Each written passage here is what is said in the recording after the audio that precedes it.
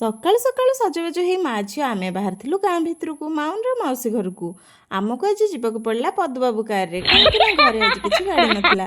ସେଇଠି ପହଞ୍ଚି ପ୍ରଥମେ ଟିକେ ଅଳତା ଲଗେଇଥିଲି। ଆଜି ଅଳତା ମୁଁ ଟିକେ ସିମ୍ପଲ ନ ଲଗେଇ ଟିକେ ଫୁଲ ଫୁଲି କରିକି ଲଗେଇଦେଲି। ଏଇଠି ଦେଖନ୍ତୁ ଗୋଟେ କୁନି ବାଛୁରଟେ, ଯାହାକୁ ମାତ୍ର ମାସେ ହେଇଛି। ସେଇଥିପାଇଁ ତାକୁ ତା ମା ସହିତ ନ ଛାଡ଼ି ଘରେ ବାନ୍ଧିକି ରଖାହେଉଛି। ଆଜି ଥିଲା କୁମାର ପୂର୍ଣ୍ଣିମା ଓଷା, ସେଇଥିପାଇଁ ସୁନ୍ଦର ଭାବରେ ଚଉଁରାଟିକୁ ସଜାଯାଇଥିଲା। ଆଉ ଏ ସଜାସଜିରେ ମୋର ବି ବଡ଼ ଅବଦାନ ରହିଛି, କାହିଁକି ନା ମୁଁ ବି ପ୍ରଥମଠୁ ଶେଷ ଯାଏଁ ସଜାସଜିରେ ସାହାଯ୍ୟ କରିଛି। ସଜାସଜି ପାଇଁ ପୋଖରୀରୁ କଇଁ ଫୁଲ ଆସିଥିଲା, ହେଲେ ସେଥିରୁ ଗୋଟେ ବି ଫୁଟି ନଥିଲା, ସବୁ ତକ କଢ଼ିଥିଲା। ଆମ ଢେଙ୍କାନାଳିଆ ମାନଙ୍କର ବରା ସମ୍ପର୍କରେ କ'ଣ ହେବ, ଯଦି କିଏ ଜାଣିଛନ୍ତି କମେଣ୍ଟ କରିକି ଜଣାଇବେ ତ। ଯେଉଁ ଓଷା ବାରଟେ ଆସିଲା, ଆଗ ବରା ଦୁଇଟା ଛଣା ହେଲା। ଏଇଠି ଆମର କୁମାର ପୂର୍ଣ୍ଣିମା ପୂଜାର ପ୍ରସ୍ତୁତି ଆରମ୍ଭ ହେଇଗଲା, ଆଉ ଶଙ୍ଖ ଫୁଙ୍କା ଦାୟିତ୍ୱଟା ମୋର ଥିଲା। ଏଇଠି ମାଉନ କ'ଣ ବୁଝୁଥିଲା କେଜାଣି, ଖାଲି ପେଟେଇକି ନମ କରୁଥିଲା। ମାଉନର ଏଇଟା ପ୍ରଥମ କୁମାର ପୂର୍ଣ୍ଣିମା ଓଷା ଥିଲା, ମାନେ ଆଜିଠୁ ମାଉନ ପାଇଁ ବର ମାଗିବା ଆରମ୍ଭ ହେଲା। ରହିଲି, ନମସ୍କାର, ଜୟ ଜଗନ୍ନାଥ।